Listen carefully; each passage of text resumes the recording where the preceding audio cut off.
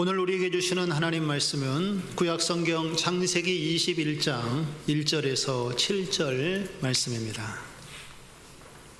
창세기 21장 1절에서 7절 말씀을 함께 교독하도록 하겠습니다.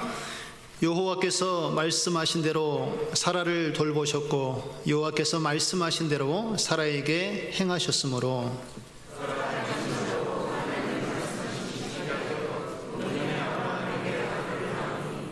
아브라함이 그에게 태어난 아들 곧 사라가 자기에게 낳은 아들을 이름하여 이삭이라 하였고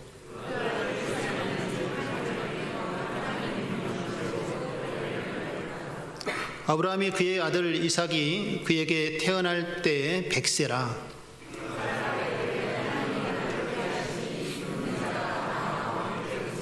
같이 읽겠습니다. 또 이르되 사라가 자식을 젖먹이겠다고 누가 아브라함에게 말하였으리요마는 아브라함의 노경에 내가 아들을 낳았도다 하니라.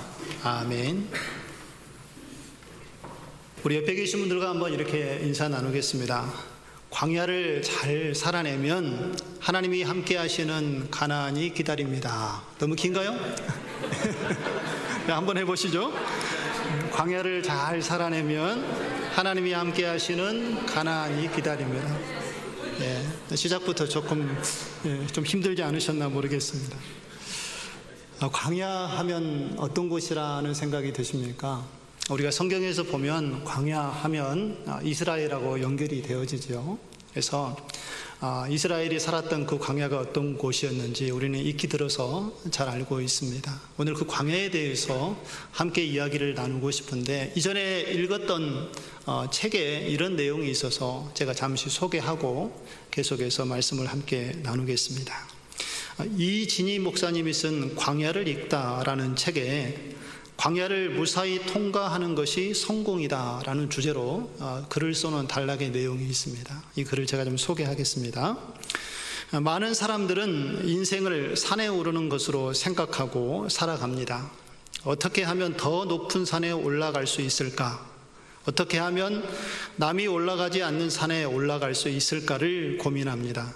그러나 성경에서 말하는 인생은 산을 오르는 것보다 광야를 지나는 것과 같습니다. 결혼하는 것이 산에 오르는 것이라면 결혼 생활은 광야를 통과하는 것과 같습니다. 아이를 낳는 것이 산에 오르는 것이라면 아이를 키우는 것이 광야를 통과하는 것입니다. 직장에 들어가는 것이 산에 오르는 것이라면 직장 생활을 하는 것이 광야를 통과하는 것입니다. 이처럼 산에 오르는 것보다 광야에서 보내는 시간이 훨씬 많은 것을 보면 광야를 어떻게 보내느냐가 인생에서 중요한 것을 알게 됩니다. 이것을 깨닫게 되면 사람들은 더 높은 곳을 향하여 올라가려고 발버둥 치지 않을 것입니다. 더 빨리 가려고 애쓰지도 않을 것입니다. 집이 없다고 불평하지 마시기 바랍니다. 모아놓은 것이 없다고 원망하지 마시기 바랍니다. 왜냐하면 우리는 지금 광야를 지나고 있기 때문입니다. 광야에서 필요한 것은 황금이 아니라 목마른 갈증을 해결해 줄 생수입니다. 황금을 팔아서라도 생수를 사야 하는 곳이 광야입니다. 광야에서 중요한 것은 성공이 목표가 아니고 정상에 오르는 것이 목표가 아닙니다. 광야의 목표는 살아남는 겁니다. 광야에서는 살아남기만 해도 성공하는 것입니다. 지금까지 이루어 놓은 일이 없다 할지라도 세상에 말하는 정상에 올라가지 못했다 하더라도 낙심하지 마시기 바랍니다. 우리의 목표는 정상에 오르는 것이 아니라 이 광야를 무사히 통과하여 약속의 땅 가나안에 들어가는 것입니다. 광야를 무사히 통과해서 가나안에 들어가면 그것이 바로 성공입니다. 어떠십니까? 많은 사람들은 이 땅에서 성공을 하기 위해서 저 높은 산을 올라가듯이 높은 자리에 서려 하고 또 높은 자리에 설 때 우리가 성공하는 것이라 생각하지만 성경에서 말하는 성공의 개념은 전혀 다르다는 것을 우리에게 말씀을 하고 있습니다. 오히려 하나님은 우리가 광야를 걸어서 그 광야를 잘 살아내는 것이 성공하는 삶이다라고 우리에게 말씀을 하고 있다는 것입니다. 성경에 나오는 많은 믿음의 사람들도 대부분 이 광야의 길을 걸어갔고 또 광야의 삶을 살아냈던 것을 우리가 말씀을 통하여 살펴볼 수가 있습니다. 우리도 환경과 여건은 다르지만 각자의 광야를 또 각자의 위치에서 걸어가고 또 그 광야의 삶을 우리가 살아가며 하나님 앞에 나아가고 있습니다. 이 광야를 우리가 스스로 걸었던지 아니면 하나님에 의해서 걸었던지 누구나 이 광야의 길을 한 번쯤 걸어가고 또 계속해서 그 광야의 삶을 우리가 살아가고 있다는 것을 성경은 우리에게 말씀을 해주고 있습니다. 오늘 본문 말씀은 아브라함이 어떻게 광야에 들어가서 이 광야를 살아냈는지, 그리고 광야가 아브라함의 삶 가운데 언제 끝이 나게 되었는지를 우리에게 말씀을 해주고 있습니다. 그렇다면 아브라함의 인생 가운데 그가 어떻게 광야에 들어가게 됐을까요? 창세기 12장 1절의 말씀에 보면, 우리 스크린 한번 좀 띄워주시면 같이 한번 읽겠습니다. 여호와께서 아브라함에게 이르시되 내가 너의 고향과 친척과 아비의 집을 떠나 내가 내게 보여줄 땅으로 가라. 같이 읽겠습니다. 내가 너로 큰 민족을 이루고 내게 복을 주어 내 이름을 창대하게 하리니 너는 복이 될지라. 아멘. 아브라함이 하나님을 만났을 때는 그의 나이가 75세의 나이였습니다. 적지 않은 나이였죠. 75세쯤 나이였다면 대를 이을 아들이 한두 명 정도는 있을 법한데 아브라함에게는 대를 이을 아들이 없었습니다. 무자했지요. 그런데 하나님이 그에게 다가와서 큰 민족을 이루어주고 또 땅의 모든 족속이 너로 말미암아 복을 얻게 될 것이다 라고 약속의 말씀을 아브라함에게 주었습니다. 그리고 내가 지시할 땅으로 가라 라고 하나님께서 말씀하신 그 이야기를 듣고 아브라함의 마음속에는 큰 소망과 희망이 생겼을 것입니다. 내가 하나님의 말씀에 순종하여 나아가면 하나님께서 내 길을 지도하시고 인도하시고 내게 복을 주시고 모든 민족이 나를 통하여서 복을 받는 하나님의 역사를 나타내겠다고 말씀하셨으니 무자한 나에게 드디어 하나님께서 자녀의 축복을 주시겠구나 하는 기대와 소망이 이 아브라함의 마음속에 있었다라는 것입니다. 그래서 하나님의 약속의 말씀을 붙잡고 먼 길의 여정을 걸어서 그는 하나님께서 약속한 가나안 땅으로 들어가게 됩니다. 여러분, 가나안 하면 우리는 어떤 땅으로 생각합니까? 젖과 꿀이 흐르는 땅, 그곳에 가면 행복과 기쁨이 가득한 땅, 우리는 늘 그렇게 생각하고 인식하고 있지요. 아브라함도 그 기대와 소망을 가지고 가나안 땅에 도착을 했는데 아브라함은 이 가나안 땅에 들어가자마자 두 가지의 큰 광야에 직면하게 됩니다. 그 첫 번째 광야는 환경에 처해 있는 광야를 그가 직면을 하게 됩니다. 먼 길을 약속하고 하나님의 약속의 말씀을 붙잡고 하나님의 뜻을 따라서 이 가나안 땅에 도착했는데 막상 가나안 땅에 도착해서 이 가나안 땅을 보니 이 땅이 그렇게 비옥한 땅이 아니었다라는 것입니다. 오히려 자기가 살았던 하란 땅보다도 더 못해 보이는 그런 땅이 가나안 땅인 것을 보고 아브라함은 깜짝 놀랐습니다. 이거 내가 잘못 온 거 아닌가 하는 그런 생각을 했다라는 것이죠. 그런데 또 다른 문제가 생겼습니다. 그 가나안 땅이 그렇게 풍요로워 보이지도 않았는데 아브라함이 가나안에 도착했을 때에 무슨 일이 일어났는가 하면 창세기 12장 10절의 말씀에 보면 그 땅에 기근이 들었으므로 아브라함이 애굽에 거류하려고 그리로 내려갔으나 이는 그 땅에 기근이 심하였습니다. 무슨 일이 있었다고요? 기근이 있었다는 것입니다. 근데 어느 정도의 기근이 있었어요? 아주 심한 기근이 있었다는 거예요.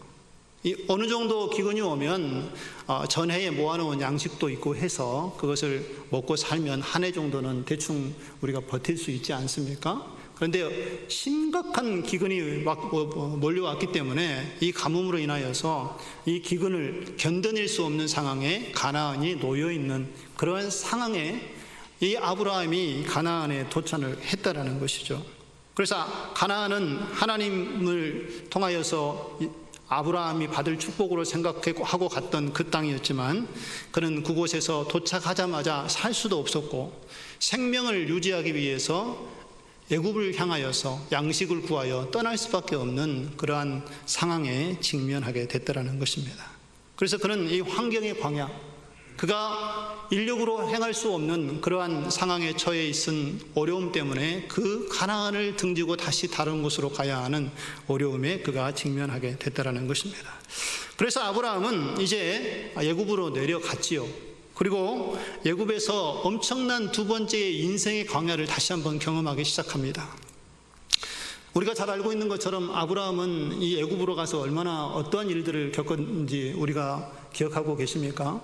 그는 애굽으로 갔다가 바로 왕에게 자기 아내 사레를 빼앗길 뻔한 일을 경험을 하지요. 또 그곳에 생활하다가 소돔과 고모라가 죄악으로 멸망하는 것을 보기도 합니다. 또 자기 조카 롯이 붙잡혀가서 죽을 위기에 처해 있을 때에 자기의 군사를 데리고 가서 목숨을 걸고 싸워서 그 자기 조카를 구해오는 일도 했던 것을 보게 됩니다. 이런 사소한 여러의 삶의 광야들이 많이 있었지만 어느 정도 그 광야를 헤치고 그의 삶을 살아왔는데 여전히 이 아브라함에게 해결되지 못한 광야가 하나 있었는데 그것은 바로 자식에 대한 광야였다라는 것이죠. 스스로는 도저히 해결할 수 없는 인생의 이 자녀 광야가 그를 늘 짓누르고 그의 삶을 힘들게 했다라는 것입니다. 아브라함이 하나님의 부르심에 응답하여서 이 가나안을 출발할 수 있었던 이유가 뭐였습니까? 하나님께서 이 자녀의 문제를 해결해 주시겠다는 약속의 말씀이 있었기 때문에 그 약속의 말씀을 붙잡고 그가 어려운 길을 걸어왔던 것 아닙니까?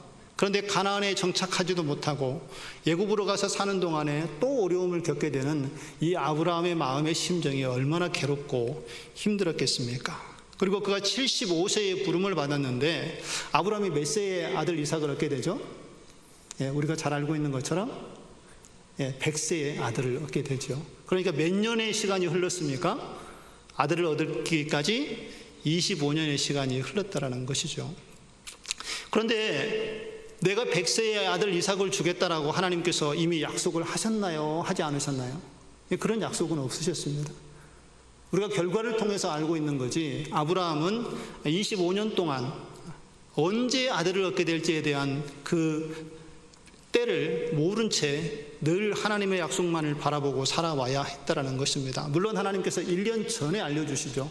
이제 1년 후에 사레가 잉태하여 아이를 갖게 될 것이라는 말씀을 해 주었지만 그는 거의 이 아들을 얻기 전까지는 언제 이 아들이 태어날지에 대한 약속을 전혀 받지 못한 채 항상 기다리고만 있었다라는 것입니다.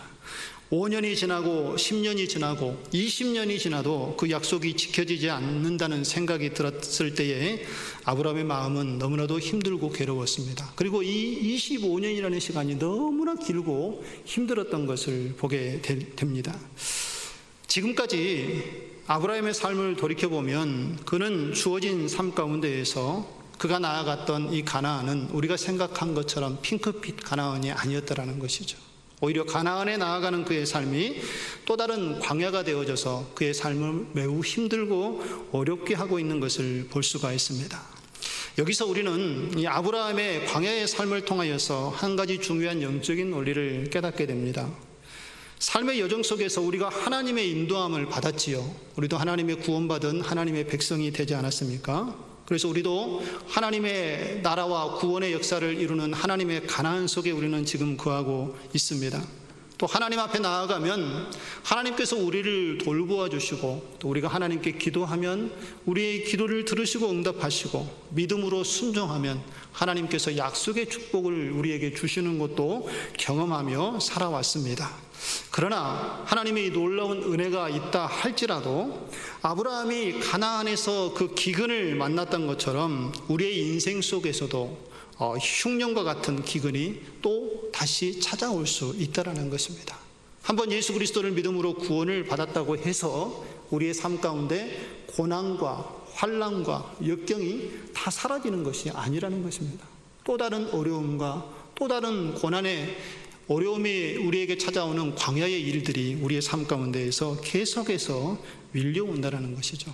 예수님을 믿으면 우리의 고난의 끝이고 행복의 시작이다라는 생각을 과거에 복음을 전할 때에는 그런 이야기를 통해서 많은 복음을 전해서 사람들이 좀 오해를 했지요. 그러나 하나님을 믿는다고 해서 물론 하나님의 은혜와 축복을 우리가 받아 누리게 되지만 그것이 항상 우리의 삶 가운데 영원히 지속되지는 않는다는 것을 오늘 이 아브라함의 삶을 통하여서 우리가 알게 됩니다. 가나안과 에덴 동산에는 약간의 차이가 있죠. 에덴 동산은 이미 하나님께서 축복의 자리로 만들어 놓은 곳에 아담과 하와를 주어서 그 땅의 모든 것을 누리며 살아갈 수 있는 은혜를 준 곳이 에덴 동산입니다. 그러나 가나안은 에덴 동산과는 다릅니다. 하나님께서 축복해 주기 위해서 만드시고 또 그 땅을 주신 것이 가나안이라는 것이죠. 그래서 하나님이 함께하지 않는 가나안은 하나님의 은혜와 축복을 누릴 수 없는 또 다른 광야가 될 수 있다는 것을 우리가 오늘 이 본문의 말씀을 통하여서 또 아브라함의 삶을 통하여서 우리가 깨달아야 한다는 것입니다. 이 가나안 땅은 하나님께서 이른 비와 늦은 비를 주지 않으면 이 땅에서 농사할 수 없는 지역입니다. 왜냐하면 이 땅이 좀 고산지대이고 지하수가 샘처럼 솟아나는 그런 지역이 아니기 때문에 하나님께서 때를 따라 늦은 비, 이른 비, 농사할 수 있는 이 비를 주지 않으면은 그 땅에서 농작물을 수확하여 열매를 거둘 수 없다라는 것입니다. 그러나 그 땅이 풍요로운 하나님의 은혜와 축복을 누리게 되는 것은 하나님의 역사하심과 하나님의 관여하심과 하나님의 돌보심이 있기 때문에 그 땅의 백성들이 하나님의 은혜를 누리며 살아가게 된다는 것입니다. 여기서 우리가 알게 되는 중요한 영적인 논리는 우리가 가나안에 있다고 해도 하나님과 함께 동행하지 않으면 그 가나안은 광야가 될 수 있다는 것입니다. 그러나 우리가 광야와 같이 어려운 곳에 있다 할지라도 그곳이 하나님이 함께 계시는 곳이면 그 땅이 오히려 가나안이 될 수도 있다라는 것을 우리에게 말씀을 해주고 있습니다. 우리가 속해 있는 가정도 마찬가지죠. 여러분 다 결혼하셨죠? 대부분. 특별한 은혜가 있어서 안 하신 분들도 계시지만 우리가 결혼하기 전에 어떤 생각을 많이 합니까? 저도 이렇게 결혼하기 전에 아내를 사랑해서 결혼했지만 사실은 연애하는 게 불편해서 결혼한 이유도 있습니다. 제가 이 먼 거리 연애를 했거든요. 저는 서울에 있고 아내는 지방에 있어서 한 달에 한 번 만나기가 너무 어려웠습니다. 겨우 한 달에 많이 만나면 한 번. 1년에 만나는 횟수가 12번도 안 되는 거죠. 그 연애를 제가 4년을 했는데 안 되겠더라고요. 그래서 사랑도 하지만 시간도 아깝고 돈도 아깝고 결혼하자. 그래서 빨리 결혼을 정했던 그런 이유 중에 하나가 있습니다. 그리고 결혼하게 되면 행복할 것 같은 그런 마음이 우리 안에 충만하지 않습니까? 그런데 결혼하고 나면 어떤 일들이 일어나죠? 아주 예상치 않은 일들이 곳곳에서 일어나고 그동안에 보이지 않았던 남편과 아내의 단점들이 보이면서 결혼을 내가 괜히 했나? 하면서 결혼에 대해서 심각한 고민을 한 번쯤은 해보셨으리라 생각이 되어집니다. 아이를 임신해서 산딸이 되어진 산모를 한번 생각해 보시기 바랍니다. 저도 아내가 이렇게 임신해서 아이를 키우는데 보면 제일 힘들어할 때가 아이를 낳은 산딸이 되면 정말 힘들어하더라고요. 똑바로 눕지도 못하고 먹는 것도 힘들고 걷는 것도 힘들고 그래서 빨리 아이가 좀 나왔으면 하는 그런 기대감이 아마 산모들에게 있는 것 같습니다. 그래서 아이만 태어나면 내가 살 것 같다. 이제 모든 일 다 해결될 것 같다라는 그런 생각을 하죠. 근데 막상 아이가 태어나면 더 많은 일들이 기다리고 있는 것을 우리는 너무나도 잘 알고 있지 않습니까? 우리의 믿음 생활도 마찬가지입니다. 우리가 예수님만 믿으면 우리가 구원만 받으면 우리의 삶이 만사형통할 것 같고 또 아무런 어려움 없이 문제 없이 살아갈 것 같다라고 생각하지만 여전히 우리가 하나님을 의지하고 믿음으로 하나님을 바라보아야만 풀려지는 많은 문제들이 우리의 삶 가운데 여전히 자리하고 있다는 것입니다. 그렇다면 하나님은 왜 가나안에 들어온 뒤에도 아브라함과 사라에게 이 약속하신 자녀를 바로 주지 않고 25년이라는 세월을 기다렸다가 그 자녀를 주었을까요? 우리가 생각하면 좀 더 빨리 주시면 좋지 않겠습니까? 왜 굳이 25년을 기다려서 힘들게 하고 그 사랑하는 주의 백성이 고민하게 하고 또 인간적인 방법을 동원해서 하나님 앞에 범죄하게 하도록 그렇게 하나님께서 내버려 두셨을까 하는 그러한 생각이 들지요. 우리에게도 여러 광야들이 있고 어려움들이 있습니다. 그러면 우리는 보통 어떻게 하나님께 기도합니까? 하나님 우리에게 닥쳐온 이 시련과 아픔, 이 어려움, 환난, 광야가 속히 지나가게 해 주시옵소서라고 우리가 기도를 하지요. 물론 우리에게 닥친 어려움이 빨리 지나가는 건 좋지요. 그러나 중요한 것은 우리에게 닥쳐온 이 가난, 이 광야를 빨리 지나가는 것이 중요한 것이 아니라 어떻게 지나가느냐, 어떻게 그 안에 살아 역사하시는 하나님을 만나면서 지나가느냐, 그 안에 있는 하나님의 계획이 무엇인가를 어떻게 깨닫고 지나가느냐가 더 중요하다라는 것입니다. 그리고 우리 안에 주어진 이 광야는 우리가 결정해서 끝낼 문제가 아니라는 것입니다. 하나님이 그 때와 기한을 가지고 있기 때문에 우리는 하나님을 믿음의 눈으로 바라보고 기다리는 우리의 삶의 모습이 필요하다라는 것입니다. 오늘 창세기 21장 1절과 2절의 말씀을 다시 보면은요, 아브라함의 광야가 언제 끝나는지 분명하게 우리에게 말씀을 해주고 있습니다. 1절, 여호와께서 말씀하신 대로 사라를 돌보셨고 여호와께서 말씀하신 대로 사라에게 행하심으로. 2절 같이 읽겠습니다.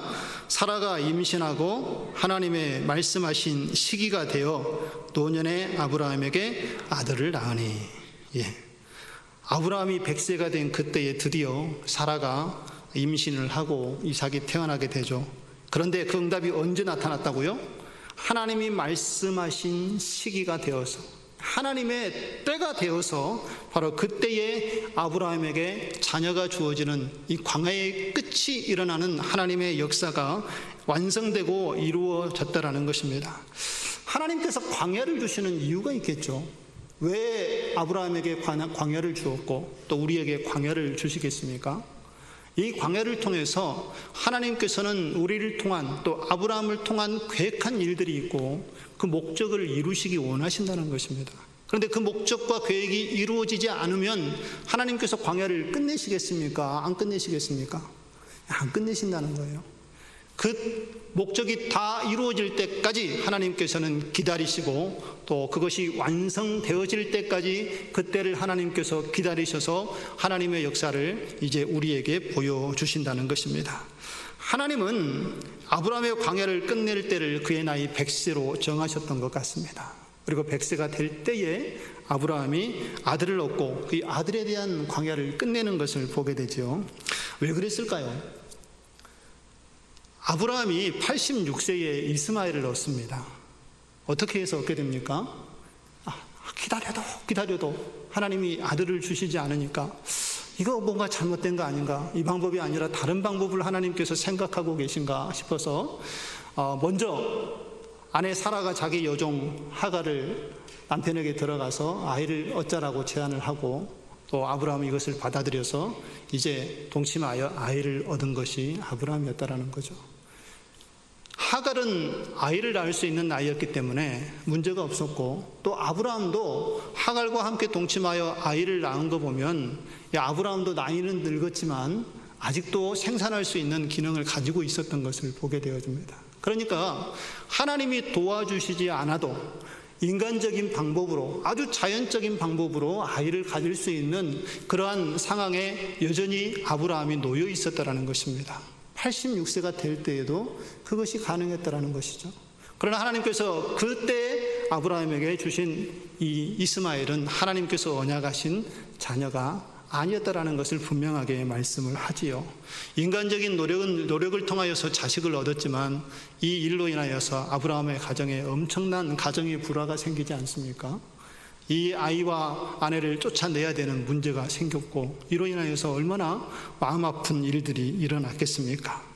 그러나 중요한 것은 하나님께서 원하시는 것은 철저하게 하나님의 도우심을 구하고 하나님만이 하실 수 있습니다라는 믿음의 고백을 할 때에 하나님께서 계획하신 광야를 끝내시고 하나님의 역사를 이루어 가신다는 것입니다. 그래서 아브라함이 도저히 나는 이제 남자로서의 기능을 할 수 없는 그러한 상황에 직면했습니다라고 그가 고백할 때에 하나님께서 그제서야 아브라함에게 아들 이삭을 주었던 것을 보게 됩니다.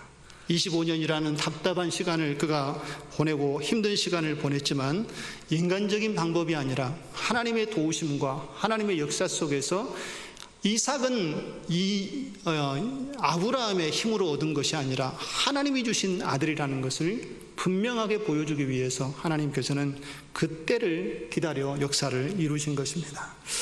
여러분들의 삶은 어떻습니까? 우리 모두는 각자 다른 인생의 광야를 걸어가고 있습니다. 어떤 사람은 이 아브라함과 같이 자녀의 문제에 광야를 걸어가는 사람들도 있지요. 또 어떤 사람은 건강의 문제로 이 건강의 광야를 걸어가는 사람들도 있습니다. 어떤 사람은 직장의 문제로, 어떤 사람은 사업장의 문제로, 어떤 사람은 배우자의 문제로, 어떤 사람은 신분의 문제로 자신에게 주어진 이 광야의 여정을 걸어가고 있는데 어떻습니까? 여러분들은 언제 이 광야를 끝내주겠다라는 확신을 기도하는 가운데 받으셨습니까? 대부분 희미하시죠. 그 응답을 받은 사람들은 거의 없습니다. 오늘 아브라함도 마찬가지였습니다. 그가 100세의 아들을 얻었지만 그도 그때가 언제인지는 모른 채 그냥 하나님만 바라보고 그냥 자신의 길을 걸어왔던 것을 볼 수가 있습니다. 그러다가 잠시 마음이 흔들리면 자기 생각대로 했다가 실수도 하기도 하고, 그러나 끝까지 하나님을 바라봤던 이 아브라함의 삶 속에 하나님께서는 그에게 찾아오셔서 결과적으로 하나님의 계획하신 일들을 그에게 완성하여 이루어가는 모습을 오늘 우리에게 보여주고 있다는 것입니다. 여러분, 이스라엘 백성들이 하나님 말씀에 불순종해서 이 광야에서 40년을 보내지요. 이 40년의 시간이 굉장히 어렵고 힘든 시간이었을 겁니다. 그러나 한편으로 생각해 보면 여러분들이 가지고 있는 광야의 문제, 아직 해결받지 못해서 언제 하나님 응답해 주시겠습니까? 라고 기도하고 있는 이 문제와 이스라엘 백성들이 가지고 있는 이 40년의 시간의 기다림은 어떤 것이 더 무거운 짐이 되겠습니까? 한편으로 생각하면 가나안에 들어가지 못하고 40년 동안 고통을 당하는 이 이스라엘 백성들의 삶이 얼마나 광야에서 괴롭고 힘들었겠습니까? 그러나 제가 생각해 본 견지에서는 이 이스라엘 백성들이 가지고 있는 40년보다 우리가 아직 응답받지 못하고 있는 이 광야의 삶이 훨씬 더 무거운 짐이라는 생각이 듭니다. 왜 그렇습니까? 이스라엘 백성들이 가지고 있는 이 광야의 40년은 이미 정해진 시간입니다. 그래서 아무리 힘들고 어려워도 40년만 지나면, 올 한 해만 지나면 이제 이때는 끝나고 우리에게 가나안이 주어진다는 약속이 이미 정해져 있기 때문에 힘들고 어려워도 이것을 견뎌낼 수 있다는 것입니다. 그러나 그 끝이 보이지 않는 사람에게는 이 희망과 절망 속에서 늘 갈등하며 살아야 되는 아픔이 그의 마음속에 있다는 것이죠. 그래서 아브라함이 견뎠던 25년보다 오히려 이스라엘 백성들이 살았던 40년의 광야가 훨씬 더 쉬운 삶이 아니었나 하는 생각을 해보게 됩니다. 그렇다면 우리가 끝을 알 수 없이 이어지는 이 광야의 삶을 어떻게 살아가야 될까요? 먼저 우리가 위로를 받을 수 있는 것은 성경의 많은 믿음의 사람들이 다 우리와 같이 이런 고민을 하고 이런 광야의 길을 걸어가고 있다는 것입니다. 그래서 좀 저는 말씀을 보면서 위로가 됐습니다. 늘 하나님 앞에 기도하고 해결받지 못한 문제 때문에 날마다 엎드려서 울면서 기도하는 우리의 삶의 모습이 과거에 하나님을 믿고 따르고 섬겼던 믿음의 선진들도 동일하게 걸어왔던 길이라는 것을 우리에게 말씀해주고 있습니다. 여러 사람들이 있지만 몇 사람만 제가 소개를 하면, 우리가 잘 알고 있는 요셉 어떻습니까? 그는 아버지에게 총애를 받고 채색 옷을 입고 그는 사랑을 받으며 살아왔지만 형들의 시기를 받고 그가 꾼 꿈 때문에 그는 애굽의 종으로 팔려가지 않습니까? 그리고 종으로 팔려가서 또 보디발의 집에서 살다가 또 누명을 쓰고 보이지 않는 칠흑것 같은 감옥 속에서 그는 제 자신의 가장 밑바닥까지 내려가는 아픔 속에 자리하게 된 이후에 하나님께서 그를 들어 일으켜 세우셔서 애굽의 총리로 삼으시는 것을 볼 수가 있습니다. 요셉의 삶 가운데에도 분명한 때가 정해져 있었습니까? 그렇지 않지요. 그냥 꿈만 보여줬고 그 꿈이 언젠가는 실현될 것인데 이때가 바로 이때다라고 말한 적이 한 번도 없으시다는 것입니다. 모세의 삶은 어떻습니까? 모세도 왕궁에서 왕자로 40년을 살았습니다. 그러나 한날 한 실수로 인하여서 그는 왕궁에서 도망을 쳐야 했고 도망자 신세가 되어서 어디로 들어갑니까? 미디안 광야로 들어가죠.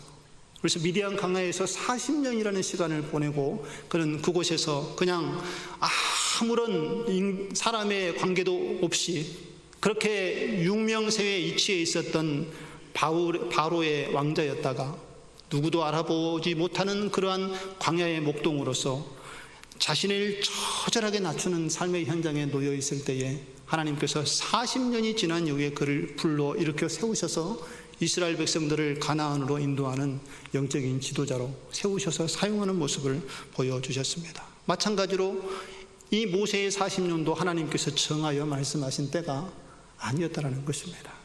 신약으로 놓으면 사도 바울의 삶은 어떻습니까? 그는 다메섹 도상에서 예수님을 만나고 사도로 부름을 입지요. 그랬다면 그가 하나님을 얼마나 사랑했는지 누구보다도 하나님 나라의 복음을 전하기 위하여서 자신이 만난 예수님을 사람들에게 전하기 위해서 뜨거운 열심을 가지고 있었지만 바울은 사람들에게 외면당했습니다. 먼저 자신들이 속해 있었던 유대인들에게는 배신자라 손가락질을 받아야 했고 또 예수님의 제자들과 사도들과 함께 동역하여 사역하기를 원했지만 제자들은 사도 바울을 예수님의 제자로 받아들이지를 못했습니다. 의심의 눈초리로 쳐다보고 혹시나 우리를 해하려 거짓으로 그가 예수 그리스도를 만났다 이야기하지 않을까 하는 두려운 마음에 함께 사역을 같이 하지 않았다는 것이죠. 그래서 사도 바울은 자기의 고향 다소로 내려가서 13년이나 거기에서 시간을 보내게 됩니다. 그리고 하나님께서 때가 되어 그를 부르시자 다시 일어서서 하나님 나라의 복음을 전하는 전도자로 위대한 하나님의 역사를 이루어가는 모습을 우리에게 보여주지 않았습니까? 바로 사도 바울에게도 그 광야의 끝을 하나님께서 미리 말씀하지 않으셨습니다. 이들 모두의 삶을 우리가 살펴보면 그들의 삶 가운데 공통적인 광야가 하나 나타나는데 바로 그 공통적인 광야는 기다림이라는 광야였습니다. 이 기다림의 광야는 모두 기한이 없었다는 것이 특징이죠. 기한이 정해져 있다면 이 기다림은 쉬웠을 텐데 그 기한이 없었기 때문에 너무나 힘들고 어려운 기다림이었다라는 것입니다. 그러나 그 기다림 속에서 그들은 누구를 만났습니까? 하나님을 만나게 됩니다. 그리고 하나님의 정한 때가 되자 그들은 귀한 하나님의 역사를 감당하면서 하나님의 놀라운 일들을 일으켜 세우는 하나님의 귀한 도구로 사용되어지는 것을 보게 되어집니다. 우리의 인생 속에서도 이 기다림이라는 광야가 있습니다. 기다림은 하나님을 만나게 하는 시간이고 때때로 우리가 하나님을 바라보면서 하나님을 의지하며 나아가면 이 기다림을 통해서 하나님께서 우리의 연약한 부분을 만져주신다는 것을 우리가 경험하게 되지 않습니까? 그래서 우리가 어떤 어려운 환경 속에서 하나님께서 이루어 가실 일들을 기대하고 또한 오랜 기다림 속에 하나님께 기도를 쉬지 않고 나아가면 하나님은 그 기도 속에서 우리를 찾아와 주시고 우리의 연약한 부분을 만져주시고 우리를 회복시켜 주시고 하나님의 거룩한 사람으로 세워가는 역사를 쉬지 않고 이루어 가시는 모습을 우리에게 보여주신다는 것입니다.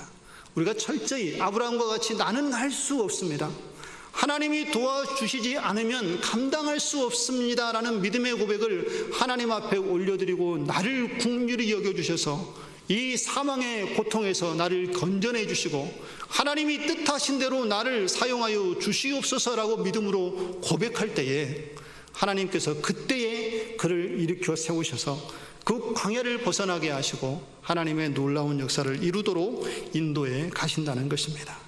하나님이 원하시는 뜻이 무엇일까? 우리가 기도하면 성령 하나님께서는 우리의 삶을 인도하시고 우리의 마음을 주장하여 주셔서 하나님과 함께 동행할 수 있는 길을 반드시 우리에게 열어주시고 인도하여 주실 줄 믿습니다.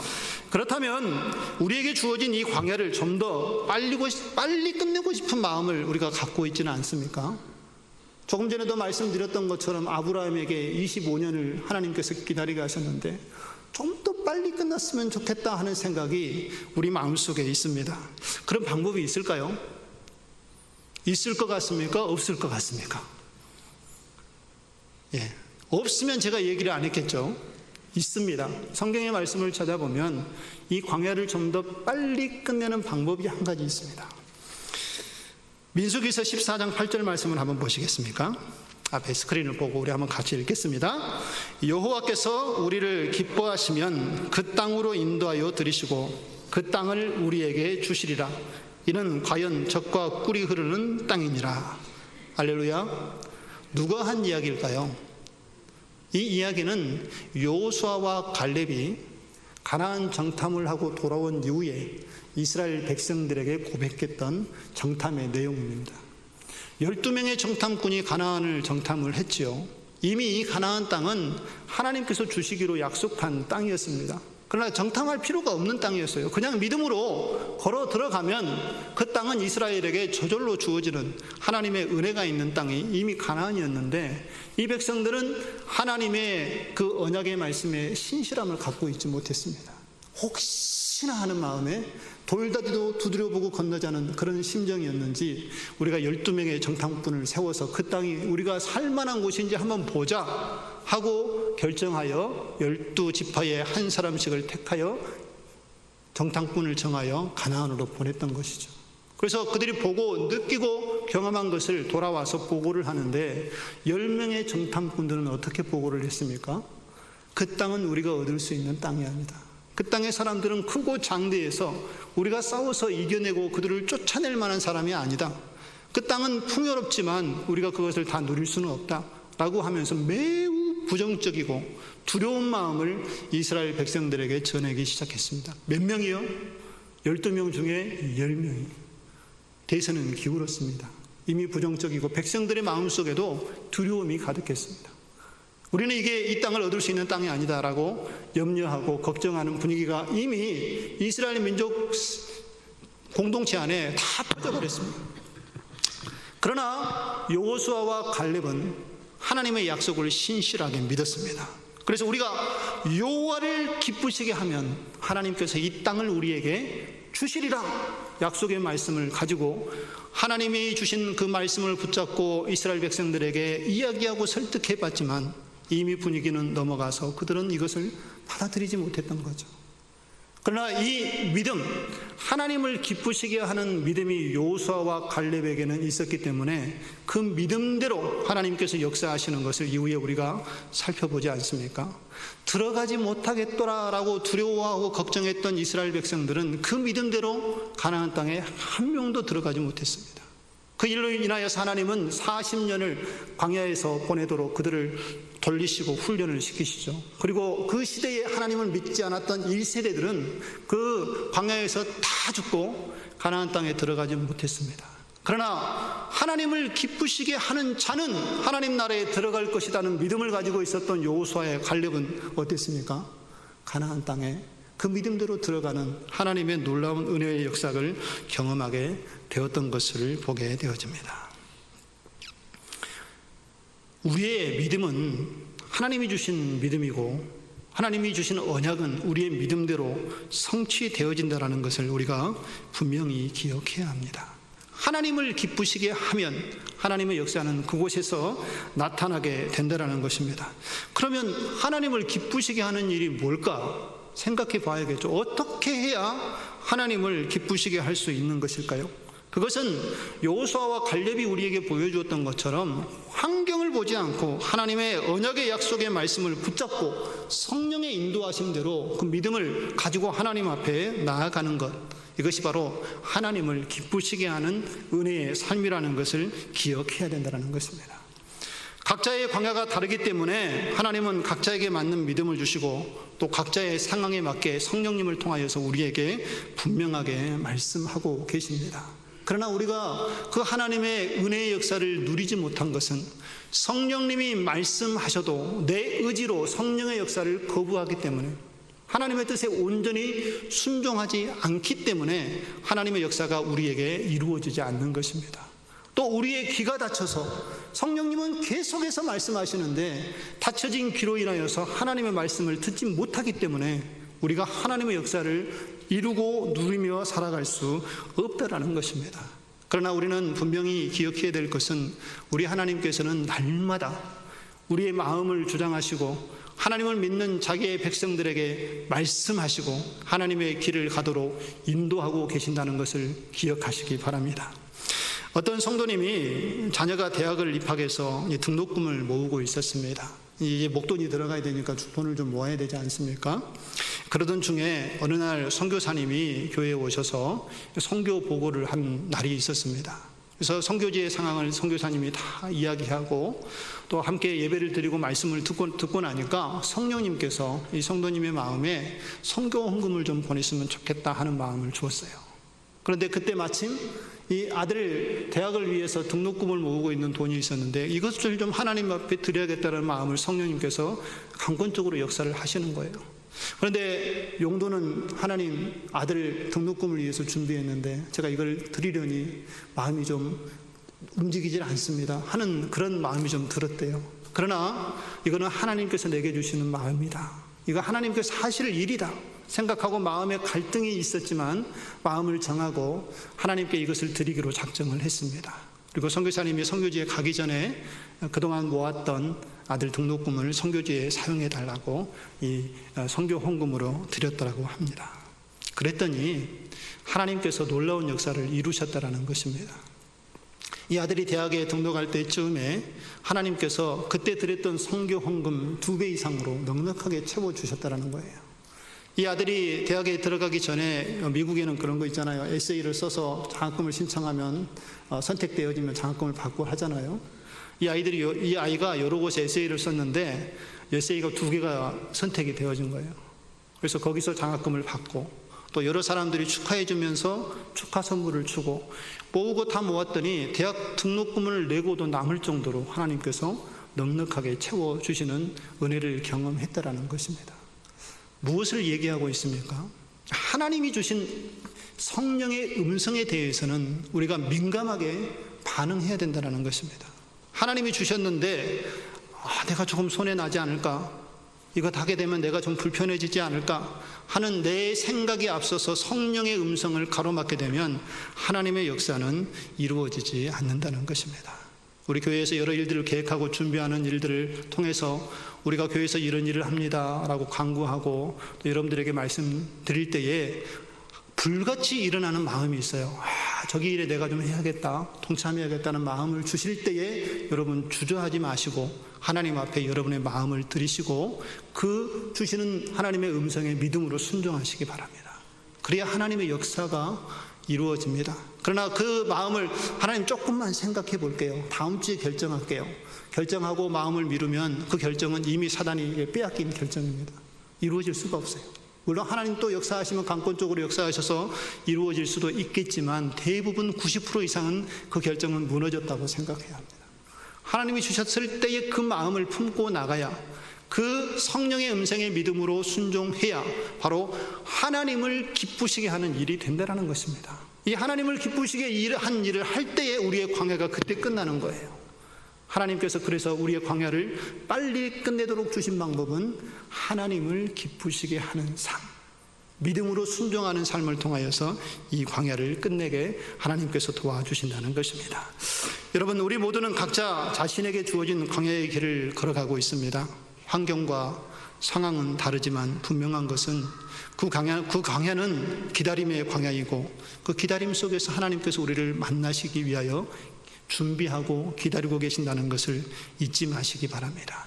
그리고 하나님이 주시는 음성의 믿음으로 순종했을 때에 우리는 하나님을 기쁘시게 함으로 우리의 광야의 역사를 끝내고 하나님께서 인도하시는 가나안으로 들어갈 수 있는 놀라운 축복, 하나님이 함께 계시는 가나안의 축복을 우리가 누리게 될 줄로 믿습니다. 오늘 이 아침에 하나님이 주신 약속의 말씀을 붙잡고 하나님과 함께하는 가나안의 축복을 누리며 살아갈 수 있는 우리의 모습 되어지기를 주님의 이름으로 축원드립니다. 함께 기도하겠습니다. 살아계신 하나님 아버지, 우리의 인생 여정 속에 힘들고 어려운 광야들이 너무나도 많습니다. 그러나 이 광야의 여정 속에도 하나님은 우리를 외면하지 않으시고 우리의 삶을 돌아보시고 우리의 삶을 인도하시고 우리의 기도를 들으시고 응답하시는 하나님이신 줄 믿습니다. 우리가 포기하지 아니하고 하나님의 때를 기다리며 소망하는 가운데에 하나님이 기쁘시게 하는 일이 무엇인가를 늘 생각하고 하나님 주신 약속의 말씀에 믿음으로 순종하는 가운데에 하나님의 뜻을 이루어갈 수 있는 저희들이 되게 하여 주시고, 우리의 삶의 어려운 광야가 끝나게 하여 주시고, 하나님이 함께 하시는 가나안의 은혜가 우리 안에 충만하게 나타나도록 역사하여 주시옵소서. 예수님의 이름으로 감사하며 기도드리옵나이다. 아멘.